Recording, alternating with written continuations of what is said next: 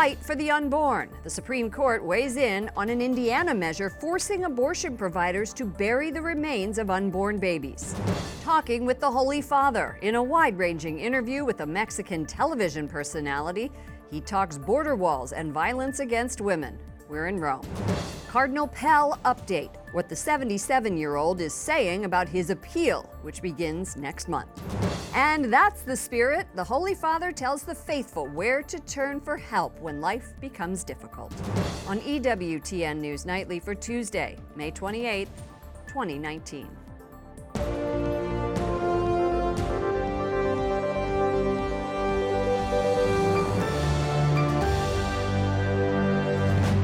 Good evening from Washington, D.C., and thank you to those of you joining us from around the world for news from a Catholic perspective.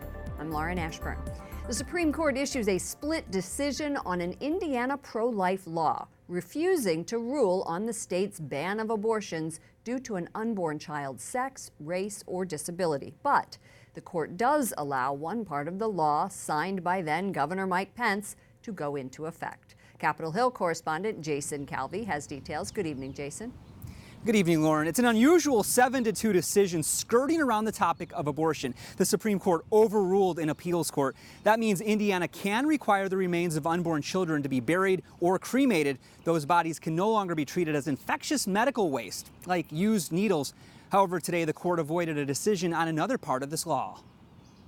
The Supreme Court today punts on whether Indiana can ban abortions due to the unborn child's sex, race, or disability. Justice Clarence Thomas writes, enshrining a constitutional right to an abortion based solely on the race, sex, or disability of an unborn child, as Planned Parenthood advocates, would constitutionalize the views of the 20th century eugenics movement. Pro-life Hoosiers lobbied for the Dignity for the Unborn Act. And really today's decision is a microcosm of how the whole Roe versus Wade framework is on a collision course with itself, because you can't say on one hand that these children who are aborted they do contain dignity, so we can't throw them out as trash, but on the other side say we're not going to address their civil rights. A collision driven at the state level. Abortion is a human right. Alabama's governor this month signed a ban on mostly all abortions. From a purely personal point of view, my faith tells me that life begins at the moment of conception. And I think Roe versus Wade was totally wrongly decided. This law challenges Supreme Court precedent, and the ACLU already sued. The governor admitted that it was unconstitutional. Their sole hope is to get back to the U.S. Supreme Court on the hope that the change in its makeup will undo the last 40-plus years of established precedent. Also challenging that, states like Ohio and Mississippi recently passing bans as soon as the heartbeat is detected. Other states like New York are enshrining abortion. Now, the Supreme Court today says it's following its normal practice. They're waiting for more appeals courts to rule on the substance of the case. Justice Clarence Thomas says the court cannot wait forever. And Vice President Pence, who signed this law when he was governor of Indiana, says he hopes someday protections from discrimination based on sex or race or disability will also be applied to unborn Americans. Lauren? Capitol Hill correspondent Jason Calvi. Thank you, Jason. And joining me now with his analysis is Michael New, visiting assistant professor at the Bush School of Business at the Catholic University of America. Welcome. Thanks for having me. Before we get to those abortion decisions, the Supreme Court also had another ruling today saying it would leave a policy in place in Boyertown, Pennsylvania, in a school district there, allowing transgender students to use bathrooms and locker rooms that correspond with their sexual identity. ACLU says big victory for trans students and educators nationwide. What are the implications of this? I think that the Supreme Court's going to have to revisit this at some point. That policy came about from a directive from the Obama administration. The Trump administration has since removed that directive, but many school districts have stuck with the same policy. Obviously, it concerns many students who frankly don't want to have to shower or use bathrooms of people who biologically are with the opposite gender. So I don't see this as a final ruling. I do think the Supreme Court's going to have to revisit this at some point in the near future. Now to these abortion laws, also abortion decisions also brought in today. You heard Jason say that now it is okay to bury and they have to bury or cremate fetal remains. What does this signal to you about the court's position on human dignity? I think it's a nice incremental gain for pro-lifers. I think the fact that the remains of the unborn have to be treated in a dignified manner is very important. I think it's also important to note it was a 7-2 decision, that we had two judges, Justice Kagan and Justice Breyer, who typically rule in favor of abortion rights, voted to uphold this law. So it shows the status quo is pretty powerful. They thought it was consistent with the Casey decision. This law clearly does not pose any undue burden to a woman seeking an abortion. So I think it's a nice incremental win for pro-lifers. You know, this is also getting a lot of attention on the individual justices themselves, and people have been saying that they're upset with the Kavanaugh and Roberts for not pushing the law forward. Well, it's interesting. I think that one thing people should know is the Supreme Court's always been a fairly small C conservative institution, tends to usually make rulings that are incremental or that uphold the status quo. This is one of probably many, many abortion cases that's going to be appealed before the Supreme Court. So I think we shouldn't reach kind of sweeping conclusions based on this one ruling. I think there's many cases, as we see from states like Kansas and Missouri and Mississippi and Ohio. There'll be many opportunities to uphold pro-life laws in the future. And again, I don't think pro-lifers should panic just because of one ruling on one case. Thank you so much. Michael New, visiting assistant professor at the Bush School of Business at the Catholic University of America and associate scholar at the Charlotte Lozier Institute. Thanks for joining us.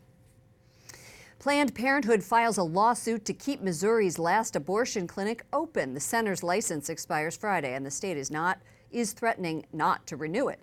Missouri could become the first state without a functioning abortion clinic since the 1973 Roe v. Wade Supreme Court decision. Republican Thomas Massie of Kentucky today blocked a $19 billion disaster aid bill from passing in the House of Representatives. Massie said Democratic leaders should have kept the House in session late last week for an up or down roll call vote. Congress is expected to hold such a vote after the Memorial Day recess. The relief measure would deliver money to states recovering from hurricanes, floods, and fires. President Trump returns to Washington, D.C. after a red carpet weekend in Japan. He was welcomed as the first foreign leader to meet the country's new emperor. The president's trip wasn't without controversy. White House correspondent Mark Irons reports. Good evening, Mark. Good evening, Lauren. It had a little bit of everything: golf, sumo wrestling, fancy dinners, talk of trade and foreign threats, also agreeing with the dictator while taking jabs at presidential hopeful Joe Biden. The president is back after an eventful 4 days in Japan. The president and First Lady Melania Trump return home after a Memorial Day weekend to remember, capping the trip in Japan aboard the USS Wasp with a message for American service members. The citizens of our country are incredible. They love our country, and they love you. The red carpet rolled out for President Trump as he met Japan's new emperor, enjoyed a round of golf with Prime Minister Shinzo Abe, attended a major sumo wrestling match, and even presented the champion with a trophy. I've always wanted to see sumo wrestling, so it was really great. A fancy table set for the visit as President Trump focused on trade with Japan and navigated the tense relationship between the U.S. and Iran. It has a chance to be a great country with the same leadership. We're not looking for regime change. I just want to make that clear. We're looking for no nuclear weapons. The nuclear aspirations of North Korea are most concerning to Japan. Earlier this month, North Korean leader Kim Jong-un tested short-range missiles for the first time since 2017. Japan's Prime Minister and U.S. National Security Advisor John Bolton say the country violated United Nations resolutions. President Trump disagreed. I view it differently. I view it as a man, perhaps he wants to get attention. And his friendship with Chairman Kim has him agreeing with the dictator at the expense of a former U.S. vice president. Kim Jong-un made a statement that Joe Biden is a low IQ individual. He probably is, based on his record. I think I agree with him on that. The Biden campaign calls President Trump's comments about the former vice president beneath the dignity of the office, adding, to side repeatedly with the murderous dictator against a fellow American and former vice president speaks for itself. Lauren? White House correspondent Mark Irons. Thank you, Mark. At least 2 people, including an 11-year-old girl, are killed in a knife attack in Japan. The assault wounded 17 people, many of them students at a Catholic school who were waiting for a bus. A teacher at Caritas Elementary says he cannot express his anger and sadness enough. And Prime Minister Shinzo Abe says he is praying for the victims and their families. The 50-year-old assailant took his own life at the scene. Australian Cardinal George Pell says he will not fight for reduced jail time if he loses his appeal in court. The 77-year-old was found guilty late last year of abusing 2 choir boys. He was sentenced to 6 years in prison. His appeal begins next month. Pope Francis says abortion is like hiring a hitman. L'aborto non è mai la risposta che le donne e le famiglie cercano. Speaking Saturday at a Vatican-sponsored pro-life event, the Holy Father says abortion is never the answer families are seeking. He added parents of sick or dying unborn babies should receive support from doctors and those in religious life and carry the pregnancy to term. The chief of the Amazon rainforest is in Europe to generate support for the Brazilian reserve. Yesterday, he met Pope Francis at the Vatican. Chief Rowney wore his traditional lip plate and a yellow headdress. The Holy Father says he is paying attention to the plight of the Amazon people. In an interview with a news outlet in Mexico, Pope Francis had a message for President Donald Trump about migrants. The Holy Father talked to Televisa about the crisis at the U.S. and Mexico border, about migration, and the global clergy abuse crisis. Edward Pentin, Rome correspondent for EWTN's National Catholic Register, joins us. Ed, what did Pope Francis say about President Donald Trump and immigration? Yes, what he says basically, Lauren, that whoever builds walls ends up being a prisoner of those walls. And he says we've seen examples of this in the past. I'd mentioned the Berlin Wall, for example. And he said he would say such things if he was sitting in front of President Trump. He'd tell him to his face these things. He says it's much better to build bridges, and that if you build bridges, you actually have a chance to make friends and dialogue with people. He also mentioned sexual violence against women. What was that about? Yes, he talked about women. He said he wasn't speaking sociologically, but he said that women often have a second place in society, and that can mean also slavery for some women. And he says that that's obviously a big problem. But he did say that the world without women doesn't work, and he said there is certainly a place for women, and he was very keen that is put right in the world, and the women aren't always put in second place.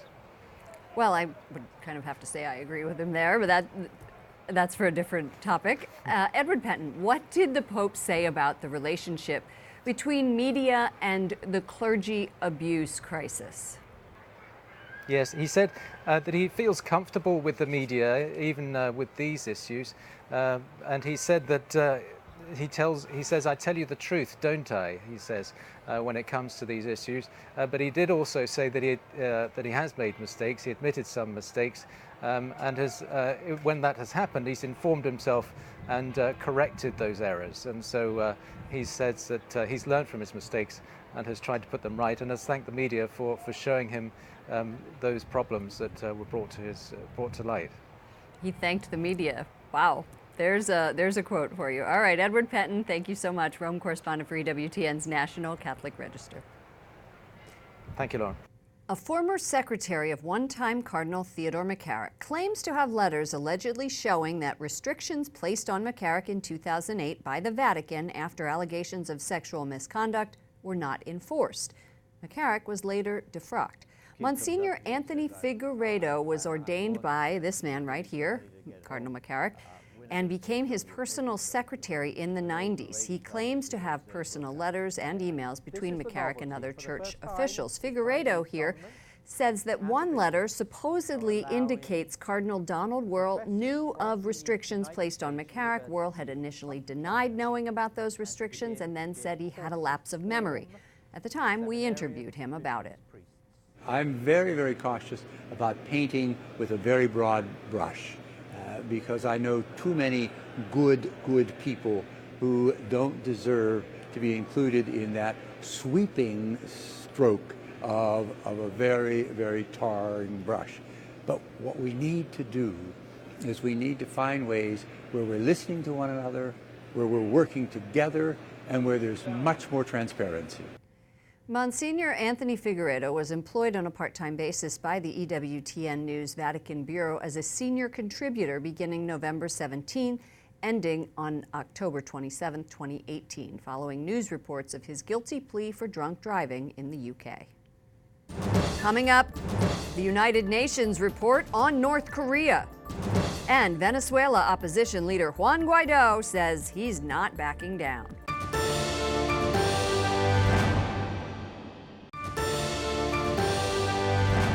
A new report from the United Nations says North Koreans are forced to pay bribes to officials to just survive in their own country. Human rights advocates are highlighting this report, which says corruption and repression are widespread, with millions of people suffering, including religious minorities. Correspondent Wyatt Goolsby has more from the State Department. Good evening, Wyatt. Good evening, Lauren. North Korea denies the allegations laid out against it in this new report, but Secretary of State Mike Pompeo agrees the North Koreans are not doing enough to address the rampant human rights abuses that have been going on for decades. The report confirms what officials here suspect, that many North Koreans live far below an adequate standard of living. In the rice fields of North Korea, farmers struggle to make the most of this year's harvest as the country remains hungry. May is the critical rice transplanting season. This woman describes how she's plucking rice seedlings from clumps in one hand and using the other hand to pop them into exactly the right place. The process is mostly manual labor, as farmers don't have the means for newer technology. A new report from the United Nations says top North Korean officials extort money from citizens struggling to make ends meet. Of the 25 million people in the country, roughly half are barely making it. The regime, led by Kim Jong-un, threatens anyone who speaks out against the government with detention and prosecution. The financial hardships of a struggling population are thereby compounded, as money is extorted systematically to support state officials. One of the groups arrested and abused by the government is Christians. On occasion, Pyongyang will allow people of faith from outside the country to worship.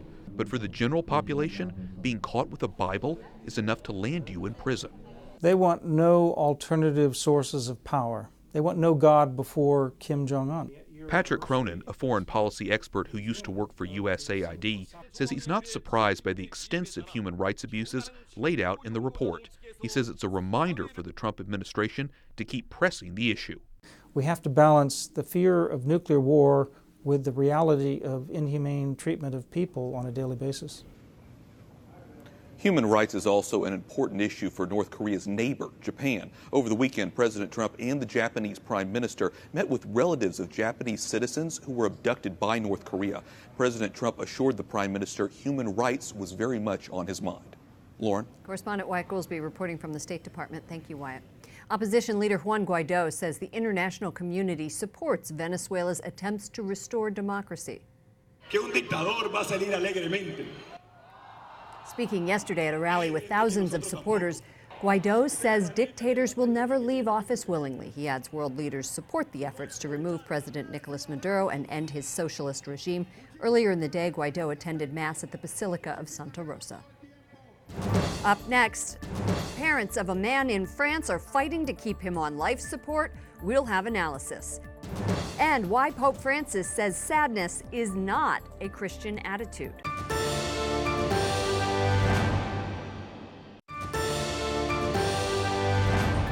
An appeal to the United Nations forced doctors in France to resume life support for a man who has been in a vegetative state for years.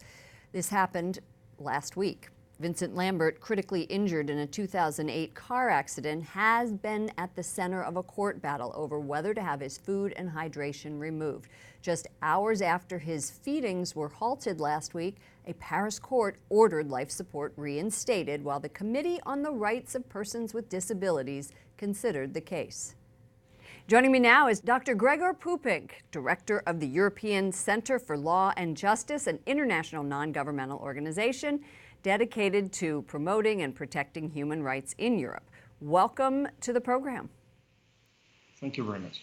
You've called this an important victory for disabled persons and international law. Vatican officials had condemned the removal of food and hydration from Vincent Lambert, pointing out it would constitute a grave violation of the dignity of the person. Tell me what your concern is here for other people who may be in Mr. Lambert's condition.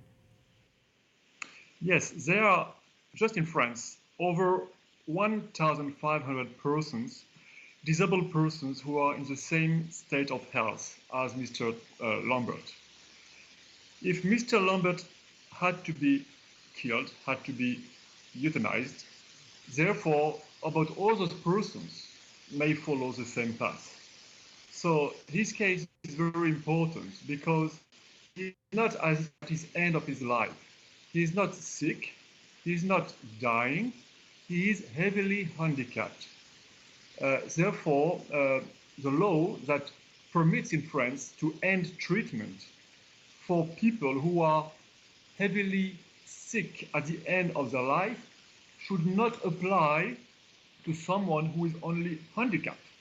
So what we do on this case is really protecting handicapped persons from euthanasia. You've been in touch with Vincent Lambert's parents, who are devout Catholics. What was their reaction? So, of course, they are fighting for years now to protect the life of their son. They go and see him very frequently, almost every day at hospital. So they have a real relationship with him. Also, he cannot speak. And of course, they are very happy that for the moment, his life is preserved. But the case divided the Lambert family. His wife and 6 of his 8 siblings are in agreement to withdraw the life support. Is that typical? What's the sentiment in the rest of the country? Yes, the French country is very divided on this issue, like the Lambert family. Of course, there are, like in many Western countries, 2 approaches to life and dignity. And a good part of the population considers that being alive in this condition goes against human dignity and favor euthanasia. They also favor euthanasia for issues of economy. It costs a lot to have some person like those persons in hospitals. So yes, the population in France is divided, but we see a large proportion of persons who, when they know that Vincent Lambert is not dying, but is just handicapped, right, they are ready to offer him support in hospital. The UN is reviewing the case. What jurisdiction do they have? How long would that take? So it may take a number of years, maybe 5 years, to rule on the case. There is within the UN a committee dedicated to the protection of the rights of persons with disabilities. And so they have a jurisdiction over this case because the French Republic ratified the UN Convention on the Rights of Persons with Disabilities. This is why they can rule on this case, and we have great hope that this committee will support the case of Vincent Lambert. Dr. Gregor Puppinck, Director of the European Center for Law and Justice, thank you. You're welcome. Thank you. The 3 churches in charge of Jerusalem's holiest Christian site have reached an agreement to begin a multi-million-dollar renovation. Leaders of the Greek Orthodox, Catholic, and Armenian churches announced plans to restore the foundations and flooring of the Church of the Holy Sepulchre.